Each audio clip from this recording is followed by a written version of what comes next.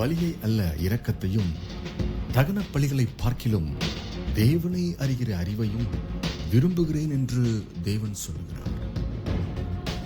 For I desire mercy and not sacrifice, and the knowledge of God more than burnt offerings.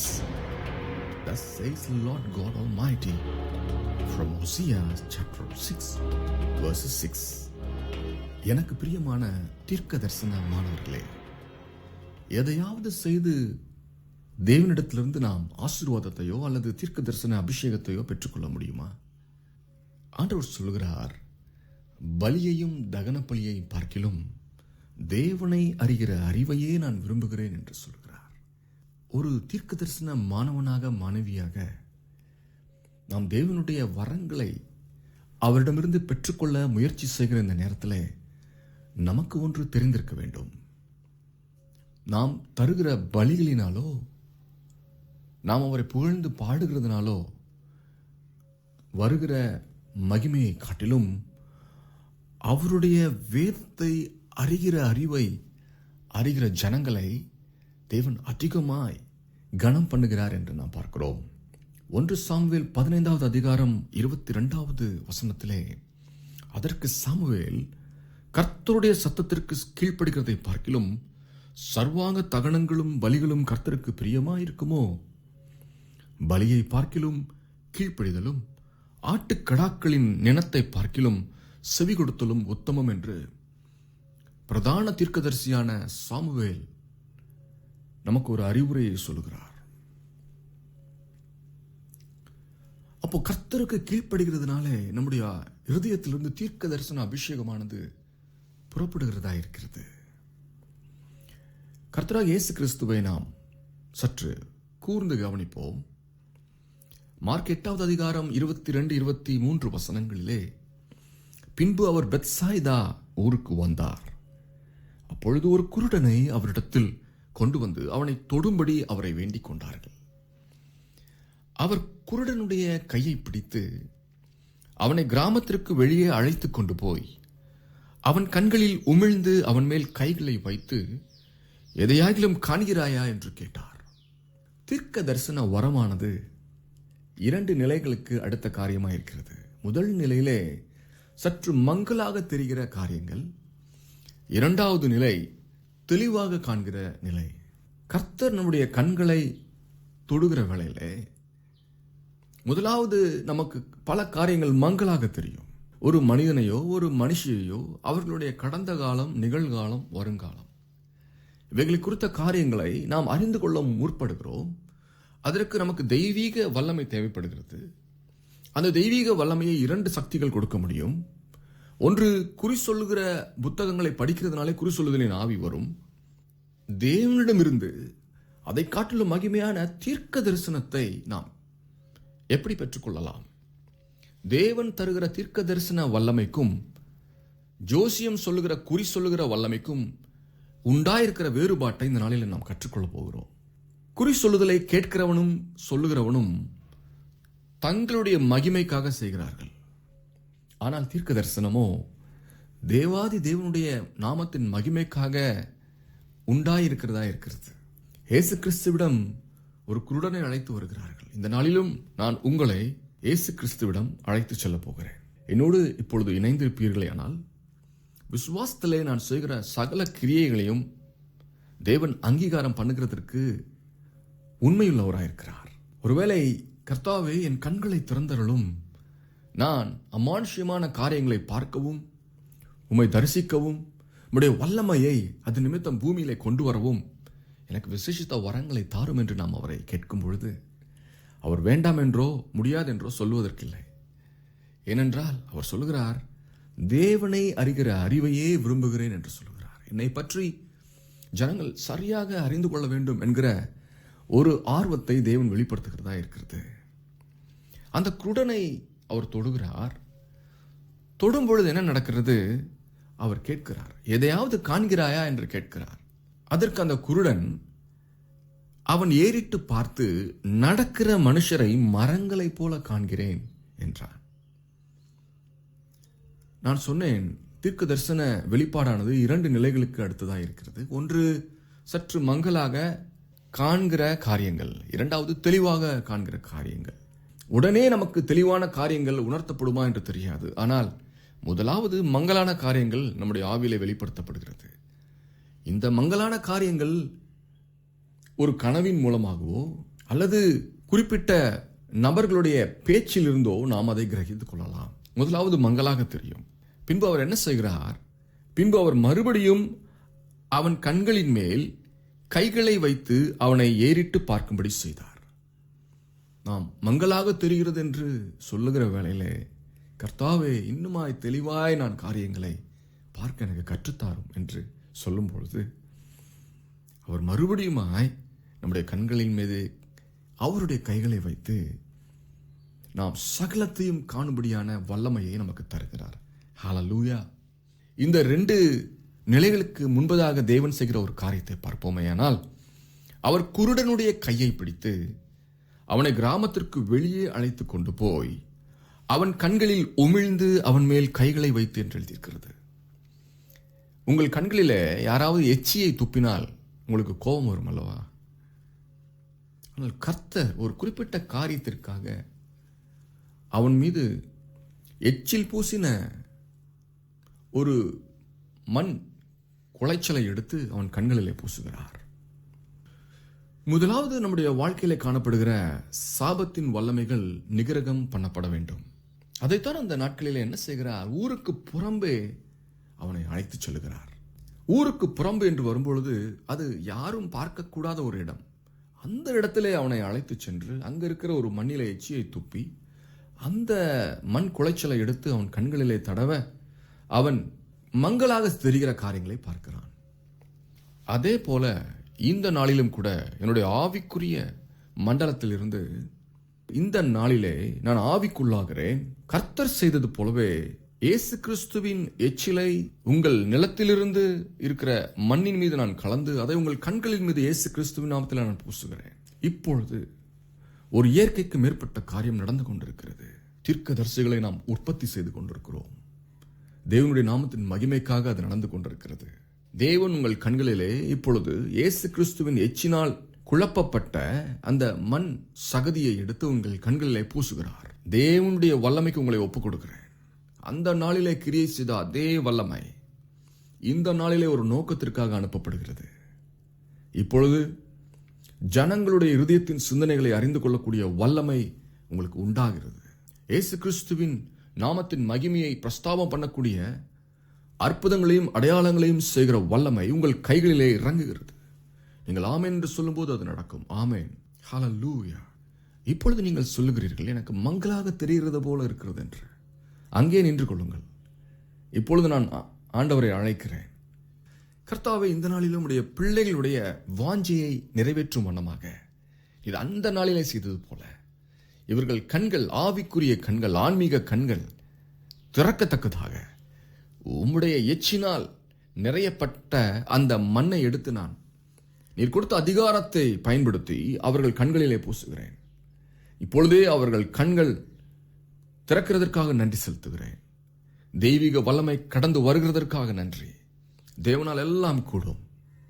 தேவனை விசுவாசிக்கிறவனால் எல்லாம் கூடும். ஹல்லேலூயா. பின்பு அவர் மறுபடியும் அவன் கண்களின் மேல் கைகளை வைத்து அவனை ஏறிட்டு பார்க்கும்படி செய்தார். அப்பொழுது அவன் சொஸ்தமடைந்து யாவரையும் தெளிவாய் கண்டான் என்று எழுதியிருக்கிறது. இந்த நாளில் இருந்து உங்கள் ஊழியத்திலே இயற்கைக்கு மேற்பட்ட வல்லமை காணப்படும். ஜனங்களின் பெயரை சொல்லத்தக்க வல்லமை, அவர்களுடைய கடந்த காலம், நிகழ்காலம், எதிர்காலம் இவற்றை தெளிவாய் விவரிக்கக்கூடிய வல்லமை, அதோடு கூட அவர்கள் மனம் திரும்பி வாழ்வதற்கு ஏற்ற ஒரு ஆலோசனை, பரிசுத்தமாய் வாழ்வதற்கு தேவையான வல்லமை உங்கள் மூலமாக ஜனங்களுக்குள்ளாக அனுப்பப்பட போகிறது. ஆமென். ஹல்லேலூயா. Thank you Jesus. ஆமோஸ் 5வது அதிகாரம் 4வது வசனத்திலே கர்த்தர் இஸ்ரவேல் வம்சத்தாருக்கு சொல்லுவது என்னவென்றால், என்னை தேடுங்கள் அப்பொழுது பிழைப்பீர்கள். கர்த்தரை தேடுங்கள் அப்பொழுது பிழைப்பீர்கள் என்று 6வது வசனத்தில் எழுதப்பட்டிருக்கிறது. என்னை தேடுங்கள், அப்பொழுது உங்கள் தீர்க்க தரிசன அபிஷேகத்தினாலே பிழைப்பு உண்டாகும். என்னை தேடுங்கள், அப்பொழுது பிழைத்து சந்தோஷமாக அவருடைய தீர்க்க தரிசன ஊழியத்தை செய்வீர்கள். இந்த நாளிலும் அவரை தேடும்படியாக நீங்கள் வந்து என்னை பார்த்தபடினாலே இன்று ஒரு வரத்தை உங்களுக்கு தருகிறார். ஆமென் என்று பெற்றுக்கொள்வோமா? ஹல்லேலூயா. உபாகமம் 8:4 இந்த 40 வருஷமும் உன் மேல் இருந்த வஸ்திரம் பழையதாய் போகவும் இல்லை, உன் கால் வீங்கவும் இல்லை என்று எழுதப்பட்டிருக்கிறது. 40 வருடங்கள் ஒரு குறிப்பிட்ட ஜனத்தார் பாலைவனத்திலே அலைந்து திரிந்த பொழுது அவர்களுடைய ஆடைகள் பழையதாகவோ அல்லது கிழிந்தோ போகவில்லை. 40 வருடங்கள் இயற்கைக்கு மேற்பட்ட ஒரு வல்லமை அந்த ஜனங்களை மூடியிருந்தபடியினாலே அவர்களுடைய ஆடைகள் அழுக்காய் போகவில்லை, கந்தலாய் ஆகவில்லை. அவர்கள் தொடர்ந்து அந்த ஆடையை உடுத்தி இருப்பதனாலே உண்டாகிற வேர்வையின் நிமித்தம் அங்கு அழுக்கும் அசுத்தமும் காணப்படவில்லை. தேவனுடைய மகிமை அவருடைய பிள்ளைகளின் மீது இறங்கும் வேளையிலே நம்முடைய கரைகள் நமக்கே தெரியாமல் நம்மை விட்டு நீங்கி போய்விடும். நாம் மனிதர்கள் பாவமான சூழ்நிலைகளை வாழ்ந்து கொண்டிருக்கிறோம். பாவம் செய்வதை உற்சாகப்படுத்துகிற சகல காரியங்களும் நம்முடைய வாழ்க்கையிலே நடந்து கொண்டிருக்கிறது. அப்பேற்பட்ட சூழ்நிலையிலும் தேவனுடைய மகிமை அவருடைய தீர்க்கதரிசன அபிஷேகம் நம்மேல் இறங்கும் பொழுது 40 வருடங்கள் அந்த நாட்களிலே அவர்களுடைய ஆடையை கிழிந்து போகாதபடிக்கும் இத்து போகாதபடிக்கும் காத்த தேவனுடைய வல்லமை நம்முடைய ஆத்துமாவை சுற்றிலும் மகிமையாய் காணப்படுகிறபடினாலே நாமும் அப்பேற்பட்ட இயற்கைக்கு மேற்பட்ட ஜனங்களாய் மாறி போகிறோம். ஹல்லேலூயா. மேலும் கர்த்தர் என்ன செய்கிறார்? 5வது வசனத்திலே, ஒருவன் தன் புத்திரனை சிட்சிக்கிறது போல உன் தேவனாகிய கர்த்தர் உன்னை சிட்சிக்கிறார் என்று நீ உன் இருதயத்தில் அறிந்து கொள்ளுவாயாக என்றார். தண்ணி தெளிக்கப்பட்ட பிள்ளையை குறித்து தகப்பனுக்கும் தாய்க்கும் கவலை இல்லை. இன்னும் சொல்ல வேண்டுமே, ஆனால் அப்படி வெறுப்பில் இருக்கிற தகப்பன் அவன் செத்து ஒழிந்தான் என்ன என்றுதான் அவன் சொல்லுவான். ஆனால் அக்கறைப்படுகிற ஒரு தகப்பனும் தாயும் பிள்ளையை சிட்சிக்கிறார்கள், அவனை கடிந்து கொள்ளுகிறார்கள், அவனை திட்டுகிறார்கள். இன்னும் முரட்டாட்டம் பண்ணுகிற பிள்ளையை குச்சினால் அடித்து அவனை திசை திருப்புகிறார்கள். நம்முடைய தேவனும் நம்மேல் அன்பாயிருக்கிறபடினாலே நாம் பாவங்களிலே மூழ்கி செத்து போகாதபடிக்கு பாவத்திலிருந்து நம்மை வெளியே கொண்டு வருகிறார். எப்படி கொண்டு வருகிறார்? நம்மை சிட்சிக்கிறார். பாவத்திலிருந்து வெளியே வருவதற்கு ஒரே வழி சிட்சிப்பே. அது எப்படி வேணாலும் நமக்கு நடக்கலாம். நாம் அறிந்து கொள்ள வேண்டிய ஒரு காரியம், தேவனின் மேல் பிரியமாயிருக்கிறார், அதன் நிமித்தம் அவர் என்னை சிட்சிக்கிறார், என்னை கண்டிக்கிறார், என்னை உணர்த்துகிறார், என்னை ஜனங்கள் மூலம் எச்சரிக்கிறார். சில வேளைகளை என்னைக்கும் அறியாமல் சில விபத்துக்களிலே நான் மாட்டிக்கொள்ளுகிறேன். இப்படியெல்லாம் பல காரியங்களை தேவன் செய்து நமக்கு உணர்த்துகிற ஒரு வல்லமையும் அன்பும் உள்ள தகப்பனாய் இருக்கிறார். ஹல்லேலூயா. அப்பா பிதாவே உமக்கு நன்றி செலுத்துகிறோம். சங்கீதம் 144:15 இவ்விதமாய் சீரை பெற்ற ஜனம் பாக்கியம் உள்ளது, கர்த்தரை தெய்வமாக கொண்டிருக்கிற ஜனம் பாக்கியம் உள்ளது என்று எழுதியிருக்கிறது. நம்மை சிட்சித்து சரியான பாதையில நடத்துகிற தேவனை நாம் தெய்வமாய் கொண்டிருக்கிற வேளையிலே வேதம் என்ன சொல்லுகிறதாம்? நாம் பாக்கியவான்கள் என்று சொல்லுகிறது. ஹல்லேலூயா. எங்கே கடிந்து கொள்ளுதல் உண்டோ அங்கே மனம் திரும்புதல் உண்டு. நீதிமொழிகள் 1:23 என் கடிந்து கொள்ளுதலுக்கு திரும்புங்கள் என்று கர்த்தராக இயேசு கிறிஸ்துவானவர் சொல்லுகிறார். என்கிட்ட வந்து நல்லா திட்டு வாங்கிக்கோங்க அப்படின்றார். என் கடிந்து கொள்ளுதலுக்கு திரும்புங்கள் என்று இயேசு சொல்லுகிறார். இதோ என் ஆவியை உங்களுக்கு அருளுவேன், என் வார்த்தைகளை உங்களுக்கு தெரிவிப்பேன் என்றார். ஹல்லேலூயா. அவருடைய கடிந்து கொள்ளுதலுக்கு இப்பொழுது நான் உங்களை அன்போடு அழைக்கிறேன். அவருடைய கடிந்து கொள்ளுதலின் சத்தம் உங்கள் ஆவியிலே தொனிப்பதாக. அந்த கடிந்து கொள்ளுதலின் சத்தம் ஒரு குறிப்பிட்ட காரியத்திலே உங்களை பலப்படுத்துகிறது. ஆகவே நீங்கள் என்ன சொல்லுவீர்கள்? கர்த்தாவே, என்னை நன்றாக கடிந்து கொள்ளும், நான் பிழைத்திருப்பேன், என் வாழ்க்கை சீர்படும், நன்றி ஆண்டவர் என்று சொல்லுங்கள். ஹல்லேலூயா. இதோ என் ஆவியை உங்களுக்கு தருவேன். நீங்கள் கீழ்ப்படிந்து அவருடைய கடிந்து கொள்ளுதலை கேட்கும் பொழுது, நாம் கேட்கும் பொழுது என்ன நடக்கிறதா? அவருடைய ஆவியும் நமக்குள்ளே வந்து விடுகிறது. ஹல்லேலூயா. இதோ என் ஆவியை உங்களுக்கு தந்தருளுவேன் என்றார். கடிந்து கொள்ளுதலை விரும்புகிற அவருடைய பிள்ளைகளுக்கு அவருடைய ஆவியின் பரிசு காத்திருக்கிறது. ஹல்லேலூயா. அவருடைய வார்த்தைகளை அவர் நமக்கு தெரிவிக்கிறார். தீர்க்க தரிசன மாணவர்களே, நம்முடைய தீர்க்க தரிசன பயிற்சியின் ஒரு பகுதி நாம் தேவனால் கடிந்து கொள்ளப்படுவதே. தேவன் தனக்கு பிரியமானவனை சிருஷ்டிக்கிறார். அவருடைய கடிந்து கொள்ளுதலை பெறுகிற ஜனம் பாக்கியம் உள்ள ஜனம். ஒரு இராணுவ பயிற்சிக்கு தேவையானது ஒழுக்கம், கடுமையான ஒழுக்க நெறிமுறைகள். அது நிமித்தம் அந்த இராணுவ வீரனுடைய நோக்கம் இலக்கும் ஒன்றாயிருக்கிறது. அவன் சரீரத்திலே பலன் கூடுகிறது. அவன் ஜெயிக்கிறவனாய் மாறி போகிறான். சத்துருவின் கோட்டைகளை அவன் தகர்க்கிறவனாய் மாறி போகிறான். எப்பொழுது அவனுக்கு அப்படிப்பட்ட வல்லமை வருகிறது?